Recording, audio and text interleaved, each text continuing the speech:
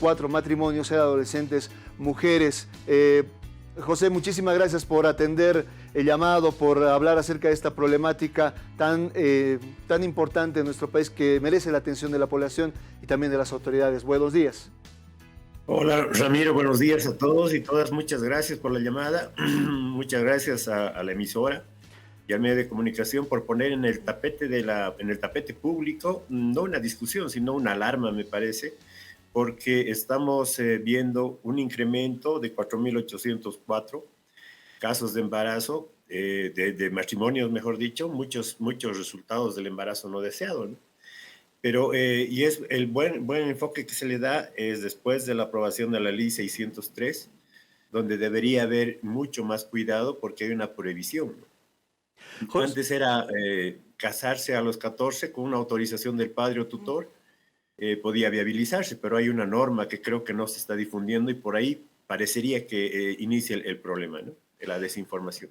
José, creo que es importante remarcar que más allá de los datos fríos, de números y estadísticas, que a veces quizá no terminan siendo bastante aporte a buscar la solución, sí son importantes, pero creo que hablar acerca de cómo tiene las consecuencias y una niña debe asimilar, en primer caso, estar casada con una persona que en muchos casos puede terminar siendo incluso su propio violador porque te termina embarazada. ¿Cómo asimilar, cómo incide, de qué manera incide en que una niña deba asimilar estas dos cuestiones? Ser madre y estar casada a esa corta edad. Eso es inverosímil, ¿no? De hecho, ya el ser madre menor de 18 años ya le trae varias consecuencias. Tener una relación amorosa en una situación donde la persona no está equilibrada emocionalmente, está en una etapa de maduración psicológica, física y biológica, ser madre y asumir responsabilidades de ser esposa, de ser madre, de ser viuda en muchos casos, porque se han visto matrimonios cuando un señor muy mayor se casa con una adolescente para que le cuide. Obviamente se casan ahí para que, hasta que la muerte los separe y el señor, como es muy mayor, ya fallece, ¿no?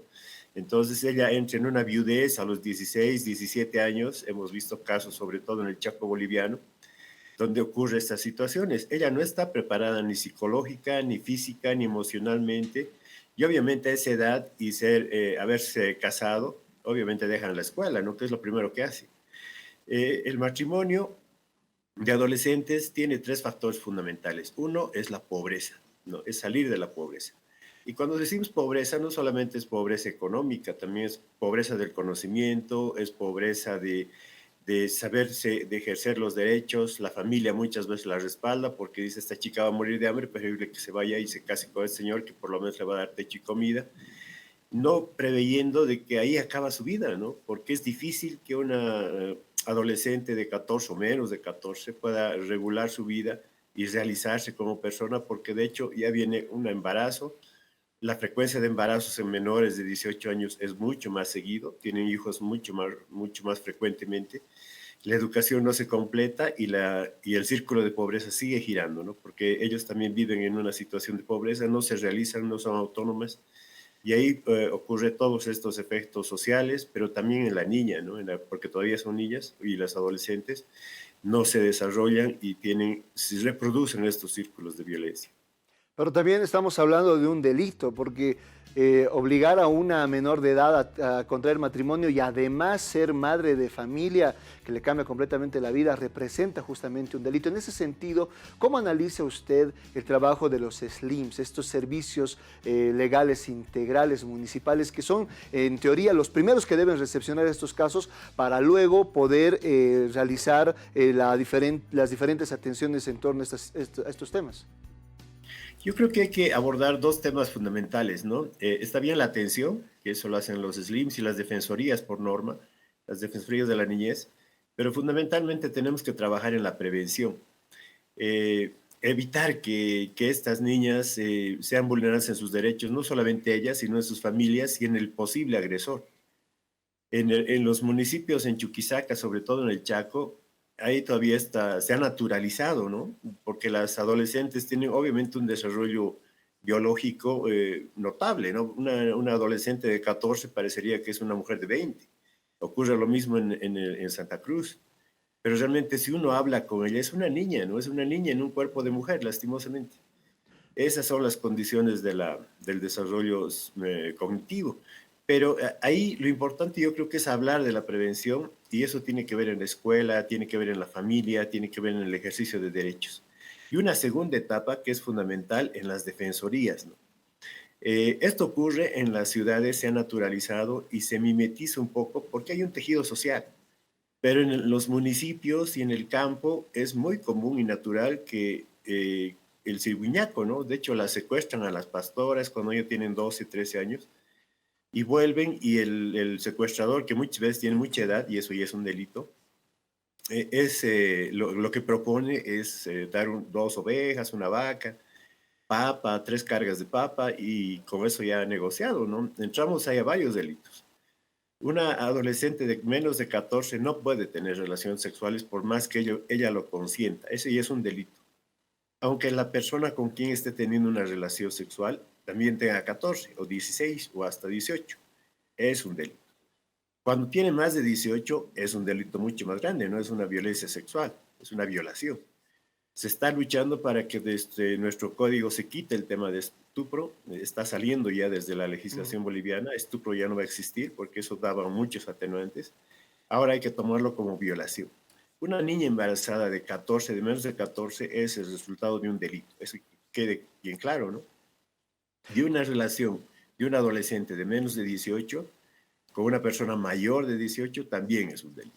José, Entonces, desde eso, por favor, si me sí, permite, en ese sentido, la gestión pasada hubo una reticencia por parte de la Iglesia, por parte de juntas de padres de familia de diferentes unidades educativas. Hubo todo un sector de la población que se opuso a que se imparta educación sexual integral dentro de las unidades educativas. ¿Cómo analizan esto ustedes desde Sucre? ¿Cómo, viendo estos números, la población, la Iglesia, puede oponerse a que se hable de estos temas que, como lo señalabas hace instantes, es uno de los factores fundamentales porque no se conoce, las niñas, los niños no conocen sus cuerpos, la responsabilidad sobre ellos y principalmente que permitan evitar que situaciones como de las que estamos hablando puedan justamente que no se sigan realizando, que se puedan evitar?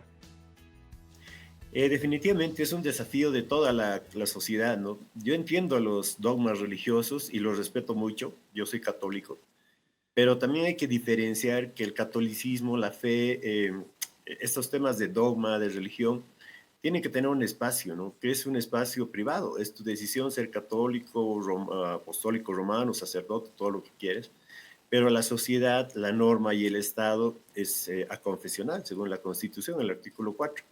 Entonces, la educación tiene que estar transparentada y cimentada en base a derechos, ¿no? Todos tenemos derechos.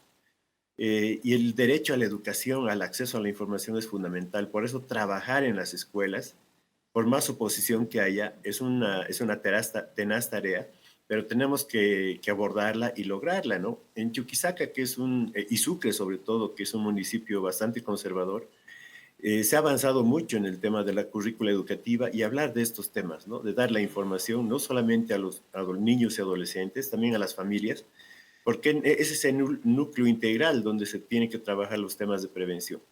Estamos convencidos que la educación para la sexualidad es súper importante, además que tiene que ser contextualizada, científica, sin vergüenza, transparente, porque eso va a permitir que generaciones puedan regular su propia vida y tener decisión de su cuerpo, pero una decisión informada.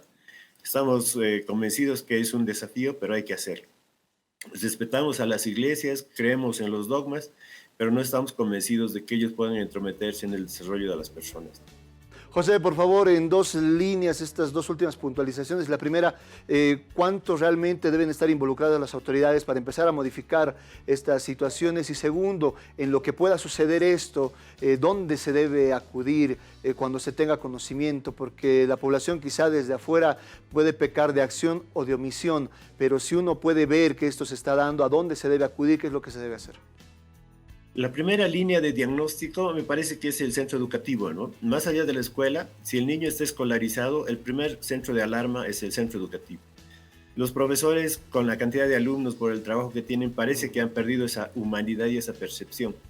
Ahí es donde cotidianamente nos encontramos niños y maestros, padres de familia también, pero sobre todo niños y maestros, y ahí donde se tiene que informar y detectar estos primeros casos, que en reserva no tiene que ser público, ¿no? No es un escándalo para medios, en reserva debe acudirse a las defensorías.